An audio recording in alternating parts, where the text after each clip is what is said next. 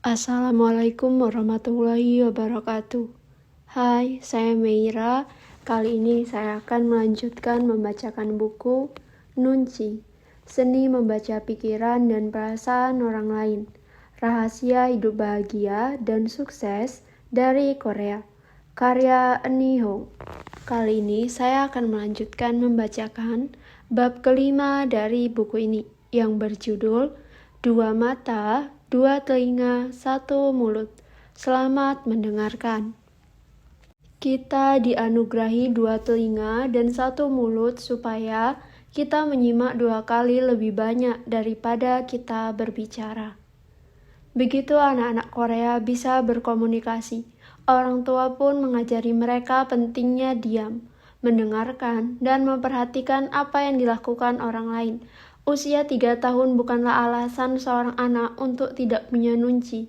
Bahkan orang Korea punya peribahasa, kebiasaan yang didapat pada usia 3 tahun terus menetap hingga usia 80 tahun. Misalnya, bila semua orang berdiri di sisi kanan eskalator dan membiarkan sisi kiri kosong, si anak harus menyadari bahwa mungkin ada alasan untuk itu, yaitu bahwa berdiri di sisi kanan akan membuat jalur kosong di sisi kiri sehingga bisa dilalui oleh orang yang sedang terburu-buru. Jadi, janganlah menjadi anak tak tahu sopan santun yang dengan lancangnya berdiri di sisi kiri. Si anak harus mampu menerapkan ini tanpa harus diingatkan lagi oleh orang tuanya, karena kemandirian seperti ini adalah bagian dari keseluruhan pendidikan nunci.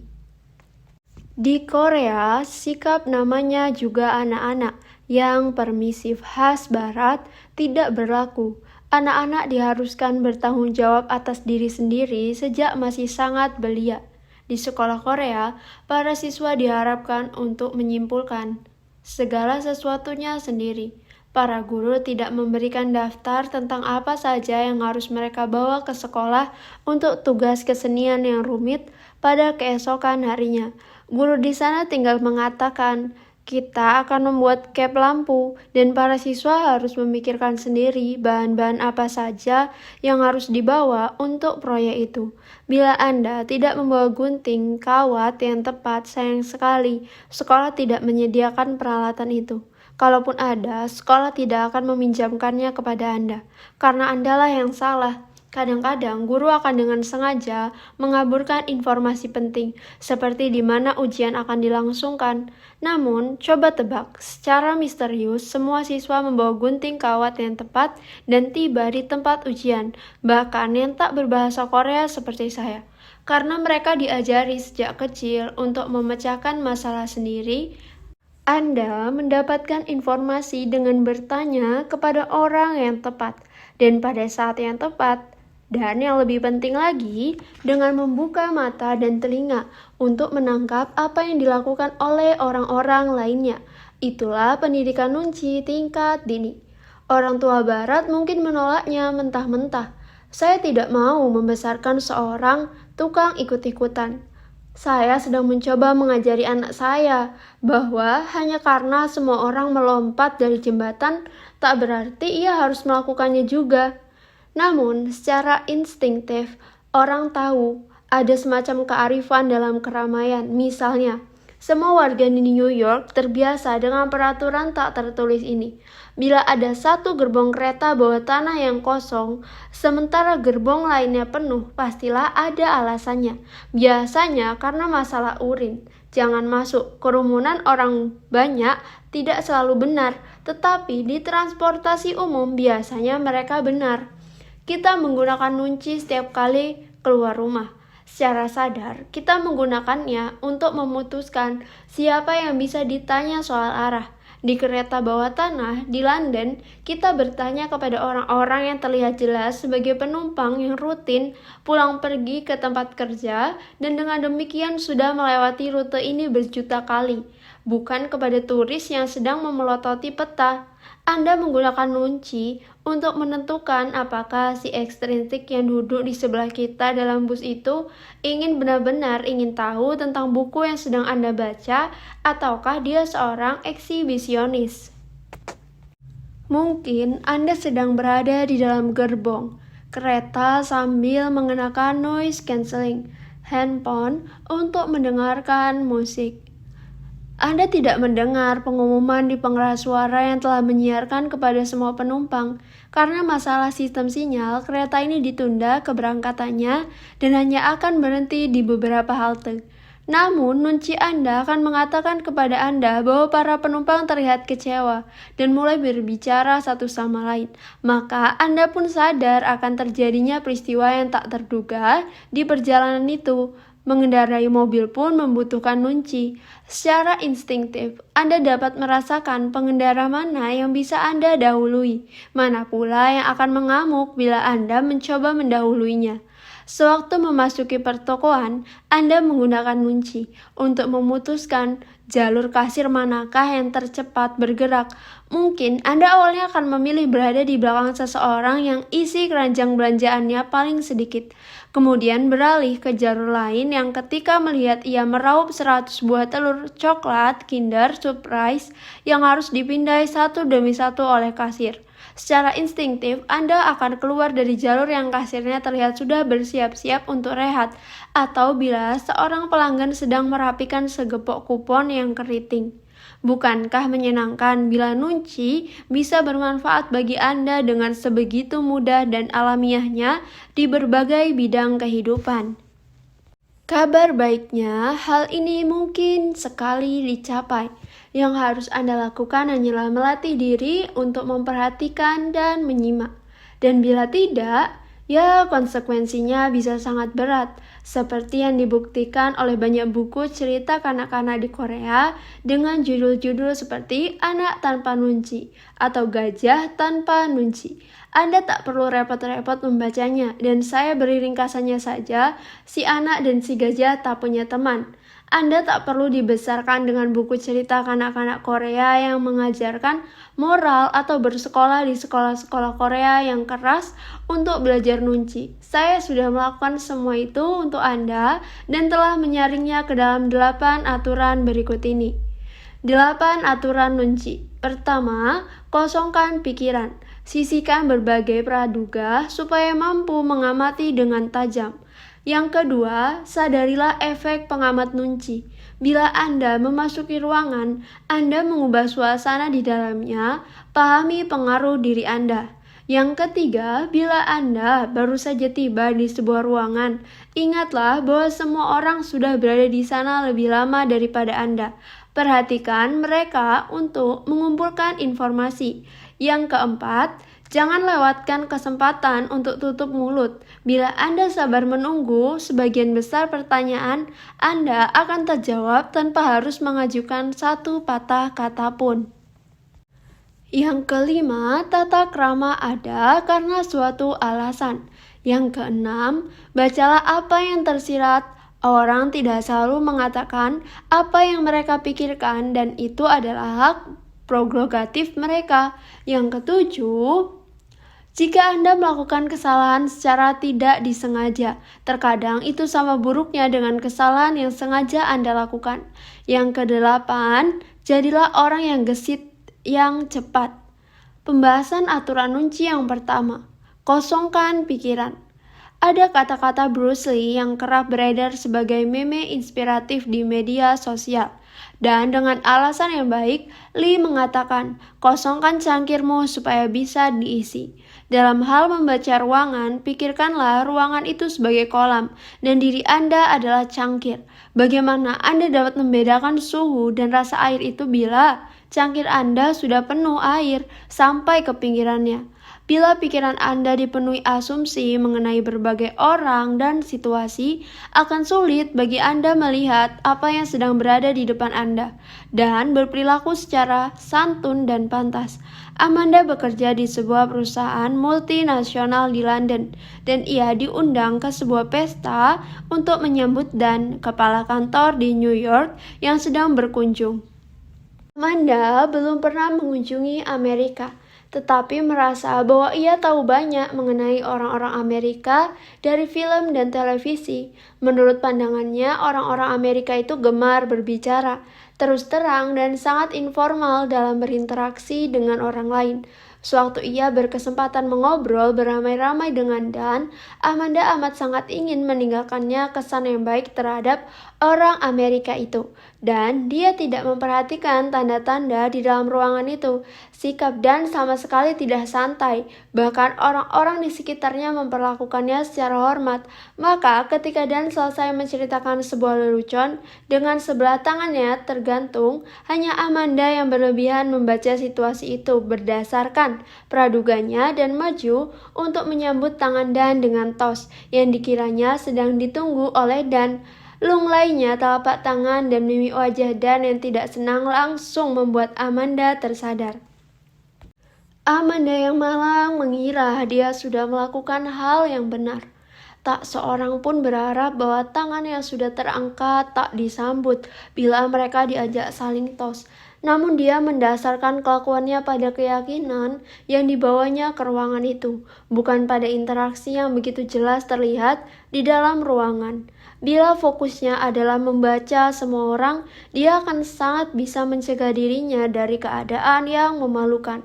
Mengosongkan pikiran dapat berarti apa saja mulai dari 2 menit, memejamkan mata dan memusatkan perhatian pada pernapasan kita sebelum memasuki ruangan, hingga mengingatkan diri di dalam hati untuk berdiam di ruangan. Sewaktu kita merasa bahwa pikiran kita mulai berputar-putar tak karuan. Sebelum memasuki situasi sosial apapun, pantaulah terlebih dahulu bagaimana perasaan Anda.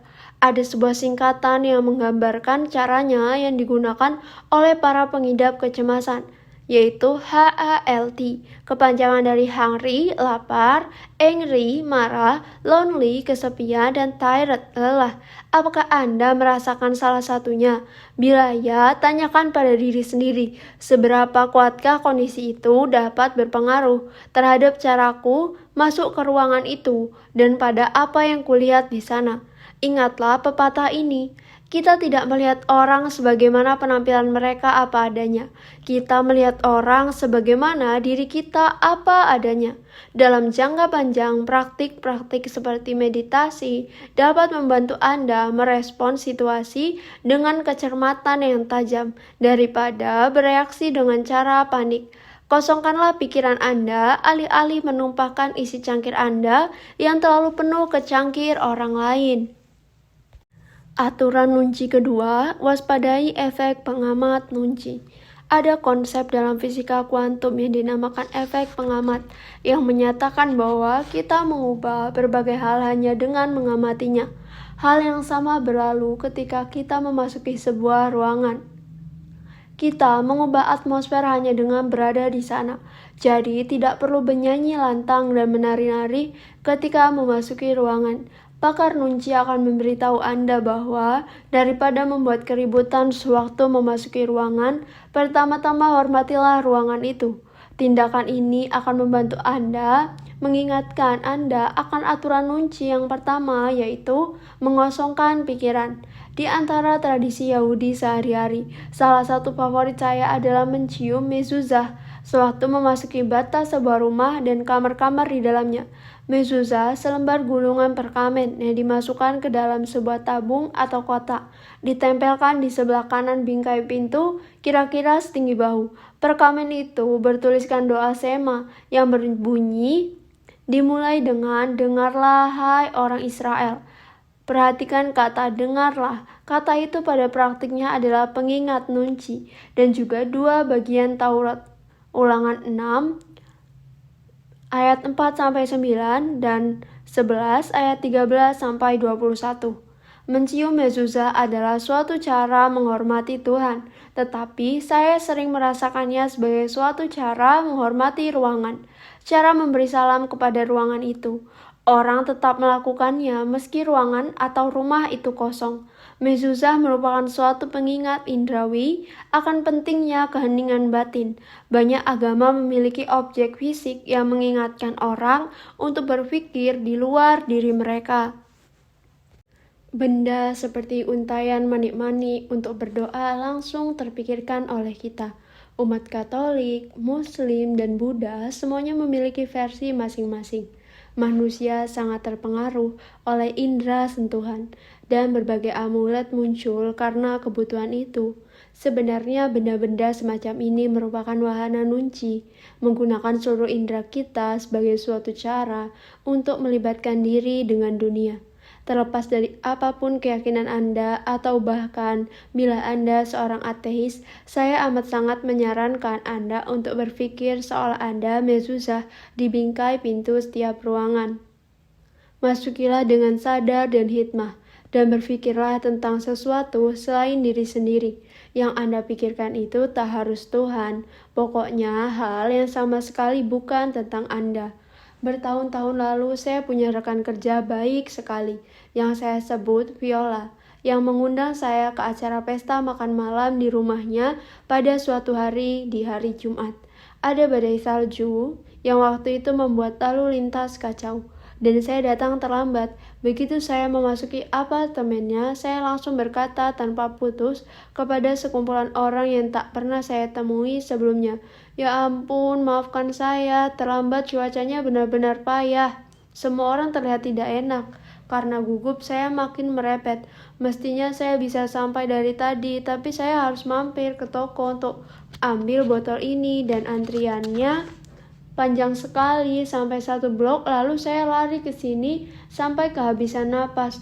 Wah, saya jadi seperti orang bengek. Semoga semuanya suka sencerenya ya. Mereka duduk dalam diam. Saya terus saja berusaha mengambil hati mereka dengan mengoceh lebih banyak lagi. Mereka luar biasa santun, tetapi saya tahu ada yang tidak beres. Pada hari Senin berikutnya di tempat kerja, Viola membongkar misteri yang menyebabkan ketidaknyamanan orang-orang itu. Di Jumat malam itu, tepat sebelum saya menerobos masuk, salah satu dari tamu lain baru saja menyampaikan pengumuman. Dia kena kanker pankreas yang tak bisa dioperasi, tidak melakukan kemo, dan usianya tinggal beberapa minggu atau bulan lagi. Ternyata yang terakhir ia sampaikan sebelum saya berteriak-teriak itu adalah, "Saya hanya akan berfokus pada kualitas hidup dan menciptakan kenangan untuk suami saya." Saya merasa sayalah salah satu kenangannya itu. Jelas tak mungkin saya mengetahui apa yang terjadi waktu itu. Dan Viola menceritakan ini kepada saya tidak dengan nada menegur. Saya minta maaf, merasa bersalah atas kelancangan saya yang waktu itu, langsung mencerocos meminta maaf karena terlambat. Dan katanya, "Oh tidak apa-apa, mustahil kamu tahu apa yang terjadi. Jangan dipikirkan, saya hanya ingin memberitahumu." Tetapi saya bisa merasakan bahwa saya tidak akan diundang lagi ke rumah Viola. Mungkin sekarang Anda juga berpikir, "Hei Uni, itu memang kebetulan yang tak mengenakan." Tetapi kamu tidak salah. Bila mereka tidak memahami itu, mereka tidak adil. Betul, saya memang tidak melakukan kesalahan apapun, tetapi niat bukanlah dampak. Mereka mengasosiasikan saya dengan rasa tidak enak, dan mungkin mereka merasa bersalah karena memiliki rasa tidak enak itu, tetapi sulit sekali untuk melepaskan auranya dari keseluruhan situasi. Bagaimana semestinya saya menggunakan nunci? Kendati saya memang terlambat tiba ke acara itu, tidak ada alasan bagi saya untuk tidak menghormati ruangan sebelum menerobos batasnya. Tidak perlu tergesa-gesa seakan saya sedang mengantarkan organ hidup untuk keperluan transplantasi. Mestinya saya bisa mengambil waktu beberapa detik saja untuk melakukan ritual nunci saat memasuki ruangan, yaitu diam-diam menilai iklim ruangan ketimbang langsung mengubahnya seperti seorang pengantar pizza yang serampangan. Setelah pulang ke rumah, saya mencoba mengingat lagi potongan-potongan adegan sewaktu saya memasuki ruangan itu. Saya ingat detail berikut. Sewaktu suami Viola membukakan pintu, dia berbisik, "Selamat datang," dengan suara amat lirih, yang mestinya sudah bisa jadi isyarat bagi saya bahwa ada sesuatu yang tidak beres, atau saya setidaknya harus menghidupkan nunci untuk mengetahui apa yang mungkin tengah terjadi. Yang kedua, sewaktu saya memasuki ruangan itu, tak seorang pun tersenyum. Janggal untuk suasana pesta makan malam. Saya berasumsi bahwa mereka kesal karena keterlambatan saya. Sebab bila kita tidak menggunakan nunci, kita merasa segala sesuatunya adalah tentang diri kita.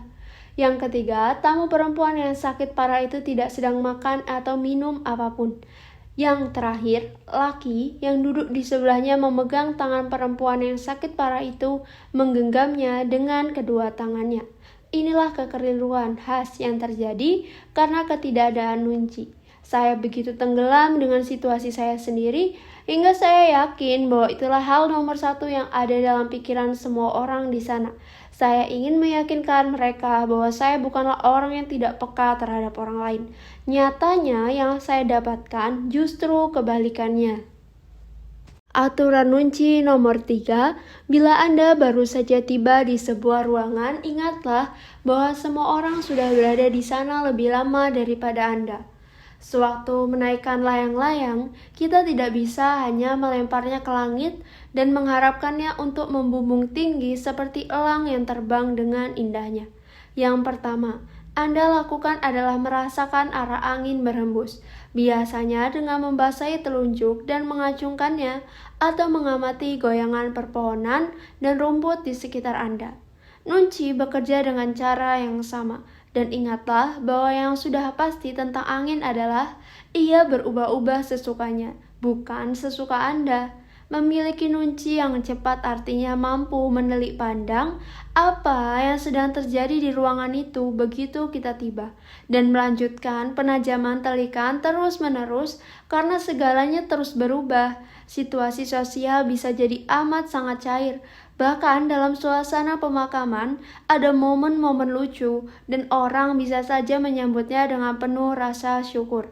Jadi waspadalah selalu dan bersikaplah adaptif dengan apa yang tengah berlangsung, alih-alih memaksakan apa yang menurut Anda seharusnya terjadi. Misalnya dalam acara perkabungan di Irlandia, orang-orang mengisahkan cerita-cerita lucu tentang sang mendiang. Namun, itu tidak berarti terbukanya peluang untuk melawak tentang bagaimana si nenek, berkatilah dia, sudah mencari banyak lelaki di desanya sebelum ia menginjak usia 17 tahun. Pastikan bahwa keberadaan Anda di ruangan itu bulat dan mulus, seperti buah persik dalam kisah James. Saya pernah mendengar cerita tentang sang ratu yang menunjukkan bahwa ia adalah seorang maestro nunci, meski ia bahkan belum pernah mendengar kata itu. Pada sebuah acara jamuan di Astana Buckingham, seorang tamu kehormatan mengangkat kobokan berisi air yang dimaksudkan untuk mencuci tangan dan menyeruputnya. Para tamu di sekitarnya terberjerat menyaksikan kejanggalan itu. Tetapi demi menyelamatkan tamunya dari dipermalukan dalam pergaulan, sang ratu juga mengangkat kobokannya dan menyeruput isinya, mengikuti apa yang dicontohkan sang ratu. Para tamu lain pun mengikutinya. Sang ratu menunjukkan nunci yang luar biasa. Dia bisa saja dengan sopan menunjukkan kepada tamunya bahwa air itu bukan untuk diminum. Alih-alih demikian, ia melihat situasi yang dapat membuat tamunya dipermalukan dan memilih tindakan lain untuk mencegahnya. Mereka yang ikut menyeruput air dari kobokan menunjukkan nunci yang tangkas. Mereka mengabaikan apa yang telah mereka ketahui, bahwa minum air kobokan itu tidak pantas, dan melihat bahwa dalam situasi tersebut mereka perlu meminumnya. Teruslah waspada pada kemungkinan berubahnya arah angin, dan pastikan Anda berubah bersamanya demi memelihara keseimbangan di dalam ruangan secara keseluruhan. Tak seorang pun mendorong Anda agar merasa terdesak untuk melakukan sesuatu yang Anda tahu salah hanya karena orang lain melakukannya. Sungguh tidak bernunci bila Anda turut merisak atau menganiaya atau bersikap antisosial lainnya, bila itulah yang tengah terjadi di dalam ruangan tersebut. Aturan nunci nomor 4, jangan lewatkan kesempatan untuk tutup mulut. Putar-putarlah lidahmu 7 kali di dalam mulut sebelum berbicara. Kata-kata itu berkaki. Sewaktu saya belajar di sekolah Korea, tak seorang pun mengangkat tangan untuk bertanya selama pelajaran berlangsung. Tidak ada peraturan yang melarang itu.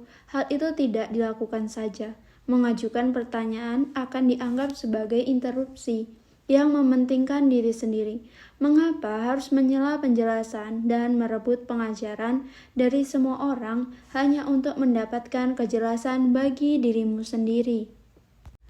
Bagi kebanyakan orang barat, hal ini mencengangkan. Saya bahkan kerap dikira melebih-lebihkan. Namun, cobalah pandang dari sisi lain. Ada 60 siswa di dalam kelas ketika itu. Jadi, bila hanya 10% saja yang mengajukan pertanyaan, tak satu pelajaran pun bisa tuntas. Tentu saja, pertanyaan Anda mungkin juga merupakan pertanyaan bagi banyak siswa lainnya. Tetapi kemungkinan besar siswa-siswa lainnya akan mendapatkan pelajaran lebih banyak bila Anda membiarkan guru selesai mengajar lebih dulu. Dan bila Anda masih penasaran untuk bertanya setelah pelajaran, tak masalah, Anda tinggal menemui guru di antara dua pelajaran usai atau usai jam sekolah. Mereka dengan senang hati mendorong murid untuk melakukannya dan sangat murah hati dengan waktu mereka. Ada tidak bertanya selama pelajaran ini adalah salah satu alasan mengapa anak-anak Korea mengembangkan nunci yang kuat dan cepat. Inilah titik di mana saya, seorang anak Amerika berusia 12 tahun, mengalami gegar budaya yang begitu dahsyat. Namun, saya memperoleh dua pelajaran yang lebih berharga dari permata. Yang pertama, jika kita sabar menunggu cukup lama, kebanyakan pertanyaan kita akan terjawab. Yang kedua, kita lebih banyak belajar dengan menyimak ketimbang dengan berbicara. Bayangkanlah acara rapat kantor. Banyak orang bertanya hanya untuk pamer atau mencari muka, atau hanya agar terlihat berpartisipasi. Apakah orang-orang yang paling banyak bertanya dalam rapat otomatis mendapatkan penghormatan dan bonus? Ya, itu tergantung. Kadang-kadang bertanya terlalu banyak memang menunjukkan bahwa Anda sungguh-sungguh mengikuti rapat. Tetapi kali lain pertanyaan yang sama itu cuma membuat rekan-rekan kerja Anda saling lirik yang berpikir bahwa saat itu sudah pukul 12:30 dan antrian di kedai taco pinggir jalan sana bertambah panjang saja setiap detiknya. Bacalah ruangan itu dan jangan selalu merasa bahwa Anda harus mengajukan setiap pertanyaan yang ada di kepala Anda, terutama menjelang jam makan siang. Pada masyarakat di abad ke-21, terutama di Barat, dan khususnya pada masyarakat Anglo-Saxon, kelantangan bersuara dianggap lumrah. Diam dikaitkan dengan perilaku kalangan pengikut. Saya merasa hal ini sungguh menggelikan dan kontradiktif, karena kita juga menghargai tipe kuat dan pendiam, seperti para koboi atau tokoh pemimpin militer yang keras. Siapapun yang mahir bernegosiasi akan memberitahu Anda bahwa dia menempatkan Anda dalam posisi yang sangat menguntungkan. Satu-satunya alasan mengapa kita tidak mendengar lebih banyak mengenai diam adalah bahwa orang pendiam itu tidak lantas menyatakan betapa hebatnya diam itu. Mereka mungkin tidak akan berkata, "Saya bisa lihat bahwa sikap diam saya membuat Anda memberikan informasi lebih banyak, yang memang sepenuhnya adalah merupakan tujuan saya." Nunci adalah bagian yang lebih baik daripada keberanian. Negosiasi merupakan peluang bagi introvert untuk menunjukkan siapa sebenarnya yang lebih unggul. Bayangkanlah Anda jatuh cinta pada sebuah rumah dan sangat berhasrat membelinya. Tentu saja Anda menginginkan harga paling rendah, sementara si penjual dan agennya menginginkan harga tertinggi. Agen itu bertanya apakah Anda punya anak. Jika Anda seorang ninja nunci, Anda sudah akan menyimpulkan bahwa agen itu akan mengatakan bahwa rumah itu mahal karena berada dalam area yang prima untuk sekolah. Atau mungkin Anda tidak tahu arah pertanyaan itu, tetapi tingkat nunci Anda yang rendah saja sudah mengingatkan Anda untuk bicara sedikit mungkin. Berhentilah selama 5 detik, kendati itu serasa selama-lamanya, dan tanyakan, mengapa Anda bertanya? Bahkan bila agen itu tidak punya niat apapun dan hanya ingin tahu, minimalisme verbal Anda masih tetap merupakan ide yang cemerlang. Jika Anda membuat mereka gugup, hal itu sudah menempatkan Anda dalam posisi yang kuat dalam negosiasi. Katakanlah insting awal Anda benar, dan agen itu berkata, "Saya bertanya karena sekolah-sekolah di sini sangat bagus, dan itulah sebabnya Anda membayar harga premium." Mungkin sekolah memang penting bagi Anda. Itu tidak berarti Anda harus membantu agen tersebut mendapat komisi lebih tinggi. Anda hanya tinggal mengatakan, "Oh, begitu." Di tahap ini, agen tersebut mulai bimbang. Kepelitan Anda berkata-kata membuat mereka menyadari bahwa mereka tidak akan bisa mengesankan Anda, dan satu-satunya yang akan manjur adalah bila harganya lebih rendah. Jelas, taktik ini mungkin tidak manjur untuk rumah tertentu. Si penjual mungkin tidak fleksibel dalam hal harga, dan itu bukan salah Anda. Namun, itu tetap saja sebuah kemenangan, karena si agen kini tahu, sadar atau tidak, sadar bahwa Anda tidak mudah dibuat terkesan. Bila Anda mengesankan diri sebagai orang yang tidak mudah diyakinkan, Anda akan dalam posisi yang lebih kuat saat meninjau semua rumah berikutnya yang ditunjukkan oleh sang agen. Seburuk-buruknya, Anda sama sekali tidak merugi. Jadilah orang yang kuat dan pendiam. Orang yang paling lantang dalam negosiasi tidak selalu jadi pemenang. Berdiamlah dan beri ruang agar orang bisa mendekati Anda. Aturan nunci nomor 5. Tata krama ada karena suatu alasan. Orang-orang yang menyepelekan nunci adalah mereka yang berpikir bahwa tata krama di meja makan hanyalah jebakan congkak yang diciptakan oleh masyarakat kelas atas untuk mempermalukan masyarakat kelas bawah. Itu salah. Bila Anda benar-benar berpikir demikian, jangan pernah datang ke rumah saya. Tata krama memiliki tujuan yang berguna. Pertama, tata krama yang taktis membuat ruangan menjadi tempat yang aman, sama seperti aturan dalam olahraga. Mungkin saja terasa mengesalkan bila harus menunggu semua orang duduk dulu atau menyeruput sup tanpa harus mencipratkan isinya. Tetapi dengan melakukannya, Anda mengingat diri sendiri untuk mempertimbangkan kenyamanan orang lain. Ini langsung menimbulkan rasa tenang dan kestabilan dalam ruangan dan bagi semua orang yang berada di sana. Yang kedua, tata krama menciptakan lapangan permainan bagi para tamu. Lapangan itu mungkin bukan untuk permainan level pertama, tetapi merupakan ajakan untuk berada bersama-sama dalam suatu ruangan dan menciptakan batas-batas yang sehat. Tata krama di meja makan berbeda-beda dari satu budaya ke budaya lain, dan tak seorang pun mengharapkan Anda menguasai semuanya. Namun, orang-orang akan berharap Anda berperilaku dengan menggunakan nunci Anda. Apakah mereka pernah mendengar kata itu ataukah tidak? Ambillah contoh piring roti. Sarah membawa pacarnya yang baru, Magnus, ke acara makan malam bersama teman-teman lamanya. Magnus mulai dengan menaruh roti pada piring kecil di sisi kanannya. Pacarnya yang duduk di sebelah kirinya berbisik, "Sayang, piring rotimu ada di sebelah kirimu. Yang itu bukan piringmu." Namun Magnus yang tidak punya nunci yang bagus terlalu malu untuk menyimak dan malah melipat gandakan kesalahan. Makin menunjukkannya dengan menambah lagi roti ke piring itu dan mengolesinya tebal-tebal dengan mentega. Masalahnya satu saja, bila seorang mengambil piring yang keliru, akan ada orang yang tidak kebagian piring. Perempuan yang duduk di sebelah kanannya berkata dengan canggung dan berkata kepadanya, "Maaf, kayaknya Anda menggunakan piring roti saya." Semalaman itu Magnus terus menggerutu tentang betapa teman-teman Sarah memperlakukannya dengan angkuh.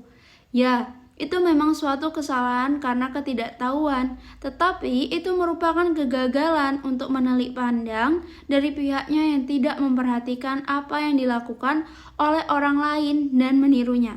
Kekeliruan Magnus itu tidak sama dengan tamu kehormatan yang menyeruput air dari kobokan, karena sang tamu kehormatan hanya berpotensi membuat canggung dirinya sendiri, sedangkan kegagalan Magnus membaca situasi menciptakan kecanggungan bagi orang lain juga. Satu aturan penting dalam hal tata krama dan nunci, mengingat bahwa tata krama ada untuk membuat semua orang merasa nyaman dan bukannya membuat diri kita merasa lebih unggul karena kita tahu yang terbaik. Memberitahu orang lain secara lantang apa yang boleh dan tidak boleh dilakukan di meja makan bukanlah nunci yang baik. Aturan nomor 6, bacalah apa yang tersirat.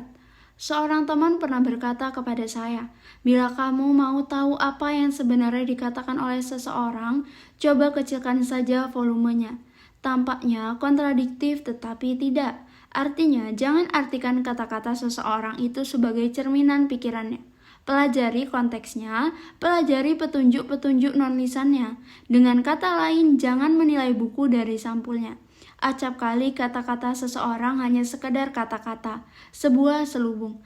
Anda mungkin berpikir bahwa semua orang wajib menyampaikan sesuatu kepada Anda persis seperti yang mereka pikirkan, tetapi mereka tidak melakukan itu. Orang-orang Korea akan menganggapnya sebagai sikap mentang-mentang. Terkadang Anda memang harus membaca pikiran orang lain, dan dengan nunci yang baik, hal itu tidaklah sesulit yang Anda bayangkan. Anda sudah sukarela mengajukan diri untuk menjadi penampung keluarga pengungsi dari negara yang hancur oleh perang. Awalnya menyenangkan, mereka santun dan pendiam, mereka rapi dan peka. Mereka mencuci piring yang mereka gunakan, dan kendati Anda tidak bisa berbicara bahasa mereka, Anda dapat mengetahui bahwa lepas pukul 8 malam, orang tua keluarga pengungsi itu menegur anak-anaknya bila mereka gaduh. Bila Anda sedang membaca atau menggunakan komputer, keluarga itu berusaha agar tidak mengganggu Anda. Pada suatu hari, sang ibu bertanya, apakah orang-orang di negeri ini makan daging babi setiap hari? Anda menjawab, sepertinya kalau mereka suka, ya begitulah. Anda merasa itu pertanyaan yang aneh, tetapi tidak memperpanjangnya lagi. Kendati nunci Anda mestinya telah menyuruh Anda untuk bertanya lebih jauh. Setelah itu, si ayah mengulangi pertanyaan, apakah orang-orang di negeri ini makan daging babi setiap hari? Lagi-lagi, alih-alih menanyakan apa maksudnya, Anda mengabaikannya begitu saja. Sebulan kemudian barulah Anda tahu bahwa mereka adalah keluarga Muslim dan tidak makan daging babi karena alasan religius. Selama ini mereka menyantapnya karena itulah yang Anda sajikan, dan mereka tidak ingin bersikap tidak sopan kepada pemilik rumah. Mungkin Anda merasa tertohok atau berpikir, sungguh aneh mereka tidak mengatakannya kepadaku. Bertanya apakah orang-orang lokal makan daging babi adalah sikap pasif-agresif. Memangnya aku ini tukang baca pikiran? Namun bila Anda punya nunci yang baik, Anda sudah akan menyadari bahwa ada begitu banyak isyarat bahwa budaya keluarga itu sangat tidak terus terang dan non-konfrontatif. Pertimbangan hati-hati mereka terhadap kenyamanan Anda seharusnya sudah menjadi tanda bagi Anda bahwa mereka terbiasa dengan orang-orang yang melakukan sesuatu tanpa diminta lebih dahulu. Segala sesuatu dalam perilaku mereka seharusnya sudah menunjukkan bahwa mereka menjunjung tinggi tindakan yang membuat orang lain nyaman ketimbang berkomunikasi secara langsung. Maka, ya, dalam pengertian ini Anda mestinya sudah bisa membaca pikiran mereka, atau setidaknya mengikuti insting Anda untuk secara eksplisit bertanya, mengapa mereka begitu tertarik soal kebiasaan orang-orang makan daging babi di negeri ini. Setiap kali Anda terpikir, astaga, aku itu bukan cenayang, jadikanlah itu sinyal bagi diri sendiri bahwa mungkin yang kurang dalam nunci Anda. Aturan nunci nomor 7, jika Anda melakukan kesalahan secara tak disengaja, terkadang itu sama buruknya dengan kesalahan yang sengaja Anda lakukan. Bila Anda menimbulkan ketidaknyamanan karena tidak punya nunci, Anda tidak mendapat skor hanya karena Anda tidak berniat untuk membuat orang lain kesal. Nunci bukanlah semacam kontes yang semua pesertanya dapat hadiah, tak peduli apapun hasilnya, karena Karen adalah orang yang amat menaruh perhatian terhadap kesehatan dan kesejahteraan lahir batin, dan ia senang memberitahu semua orang tentang hal itu. Dia merasa sangat nyaman berkat kebiasaan barunya melakukan intermittent fasting dan latihan beban. Dan dengan niat amat sangat baik, dia ingin semua orang merasakan sesehat dan sebugar dia. Karena itulah Karen memberikan dukungan positif setiap kali dia melihat orang-orang mengambil langkah menuju gaya hidup yang lebih sehat. Hei, kamu kurusan ya? Kamu kelihatan segar. Kamu rajin makan sayuran hijau ya? Sepertinya dulu kulitmu tidak secerah ini. Bila kamu butuh partner latihan di pusat kebugaran, dengan senang hati akan kubantu. Kamu membentuk kebutuhan tubuh bagian atas. Butuh waktu bagi Karen untuk menyadari bahwa teman-temannya mulai menghindarinya.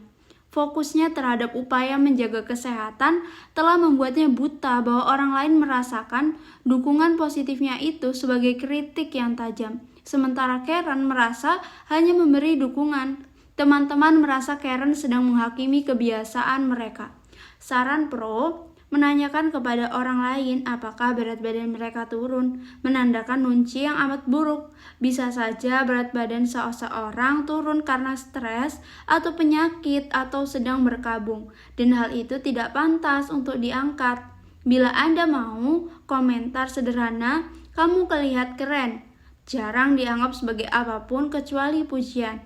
Sebagaimana mengabaikan hukum tidak termaafkan bagi seorang hakim, ketidaksadaran juga tak termaafkan bagi seseorang maestro nunci.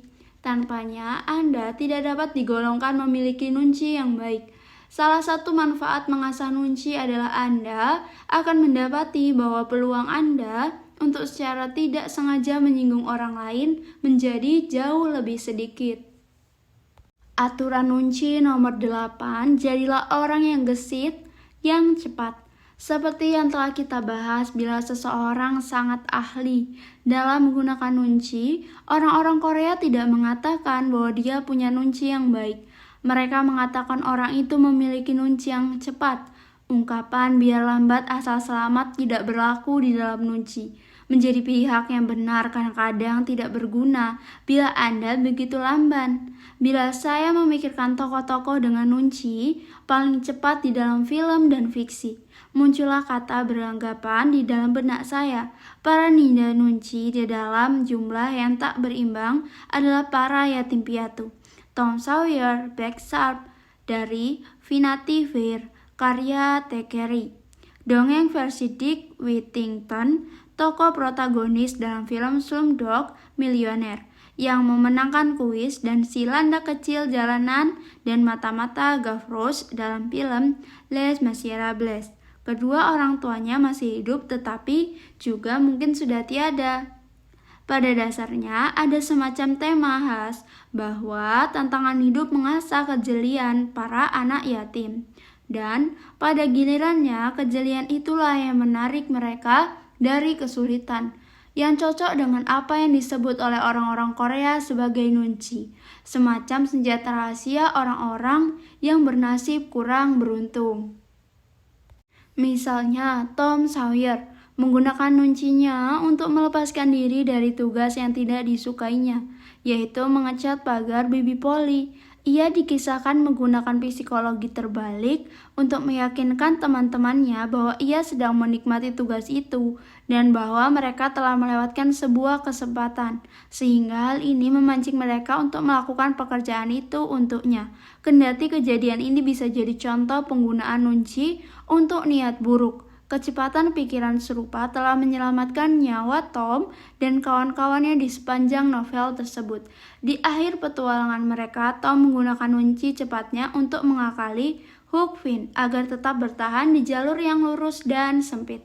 Gavroche menggunakan kecerdikannya bukan hanya untuk mengemis makanan di jalanan Paris, tetapi juga meningkatkan kelasnya dari kelas roti gosong ke roti putih.